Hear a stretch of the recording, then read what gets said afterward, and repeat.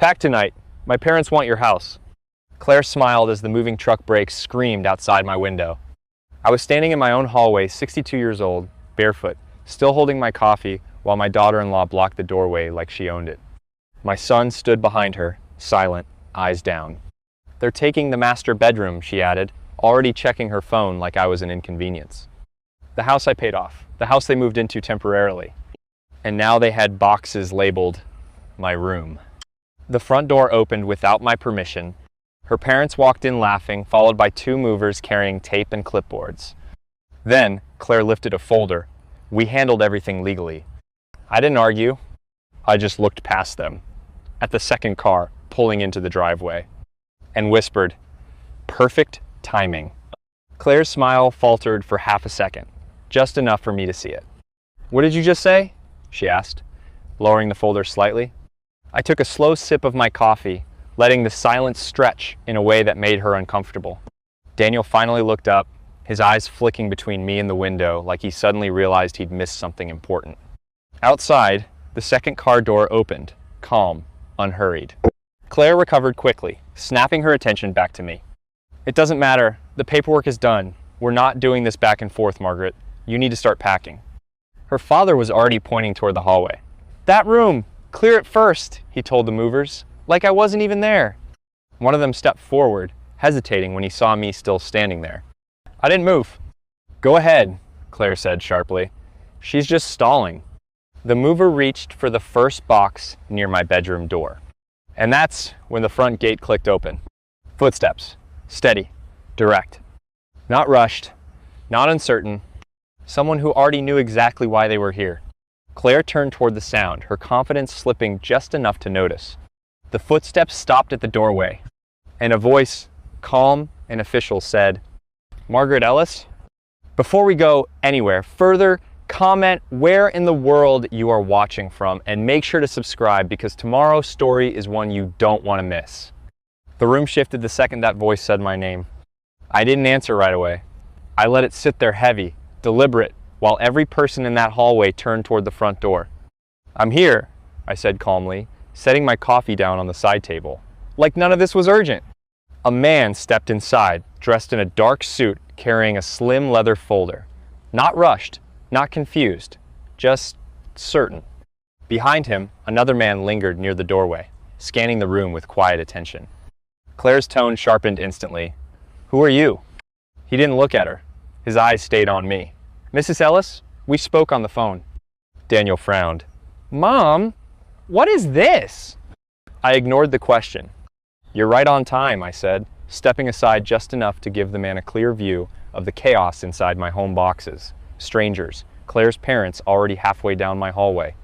The second man at the door took a slow step in, his gaze landing on the movers, then the boxes labeled in thick black marker, Master Bedroom. Claire let out a short, irritated laugh. This is unnecessary. Whatever she told you, this is already handled. She lifted her folder again like it was a weapon. We have legal documentation. The man in the suit finally turned to her, his expression neutral. I'll review that shortly. Something in his tone made her pause, but only for a second. Good, she said quickly, stepping forward and handing him the papers. Then you can explain to her that she needs to vacate. Behind her, one of the movers whispered to the other, both of them suddenly less confident than they'd been 5 minutes ago. Daniel rubbed the back of his neck. Claire, maybe we should just slow this down a bit. She snapped her head toward him. No, we're not doing that. This has already been decided. I watched him shrink back again, same as always. The man in the suit flipped through the pages, slowly. No reaction, no comments, just turning one sheet after another.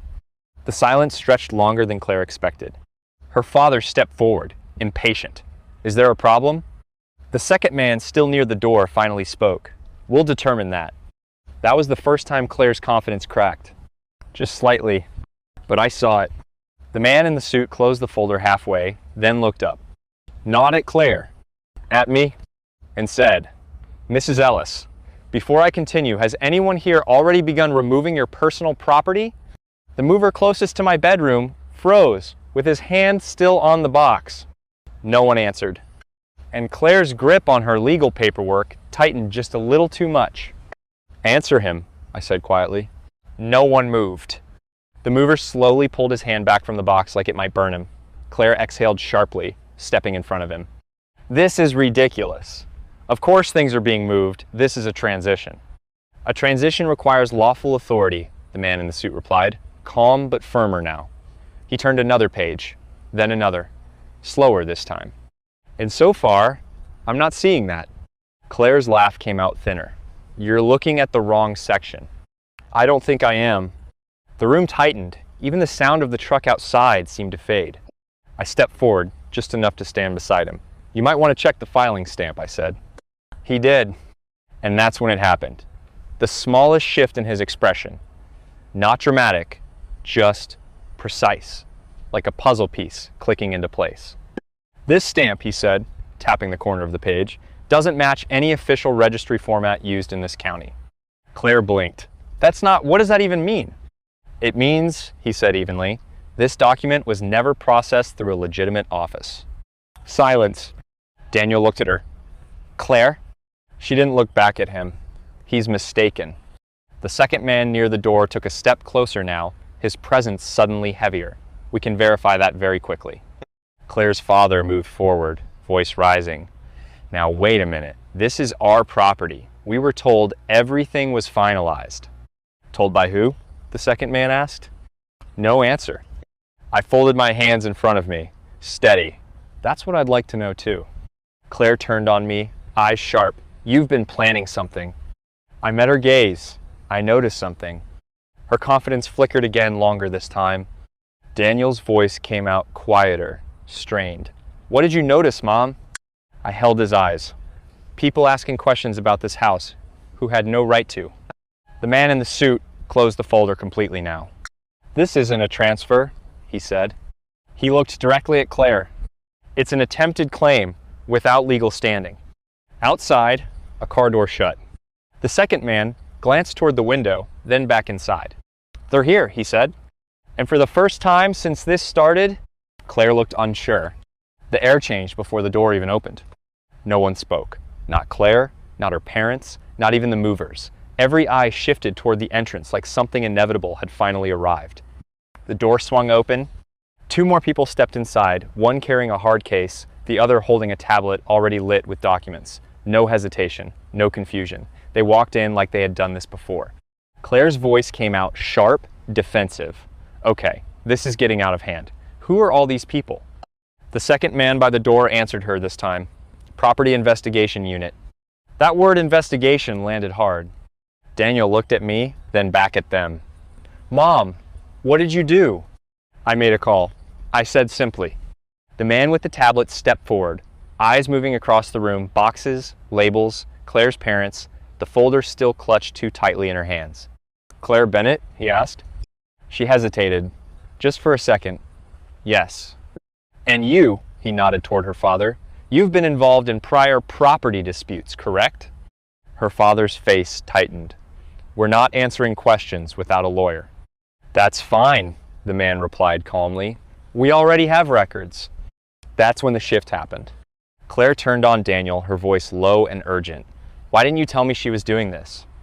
Daniel blinked, stunned. I didn't know Claire, what is going on? I watched it unfold without stepping in. The man in the suit reopened the folder, this time laying the documents flat on the table. These signatures don't match any registered filings. The dates are inconsistent, and there's no record of submission. He looked up, which means this was never legal. The movers exchanged glances. One of them quietly set his clipboard down. Claire shook her head, backing up a step. No, that's not right. We were told. Told by who? The investigator pressed. No answer. Her father stepped in again, louder now. This is harassment. We have every right to be here. The investigator didn't raise his voice. Then you won't mind explaining how you attempted to assert ownership over a property you don't legally control. Silence slammed into the room. Daniel's voice broke through it. Claire, what did you do? She didn't answer him. She couldn't. Because in that moment, every piece finally lined up: the rushed documents, the pressure, the timing, the truck already on the driveway before anything was confirmed. The investigator closed the folder with a firm snap. This isn't a misunderstanding, he said. He looked directly at all of them.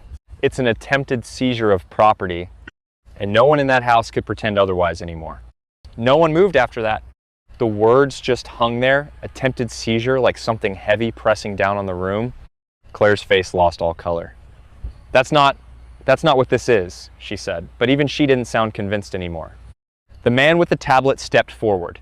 We've seen this pattern before. Unfiled transfers, fabricated stamps, pressure to vacate before verification. It's not new. He turned the screen slightly, just enough for the others to see, and your parents' names have come up in similar complaints. Claire's mother went pale. Those were misunderstandings. Multiple? He asked. No answer. I finally spoke, steady and clear. The house was never available to transfer. All eyes turned to me. It's protected under an irrevocable trust, I continued. Set up years ago, there is no scenario where ownership changes without my direct authorization and legal oversight.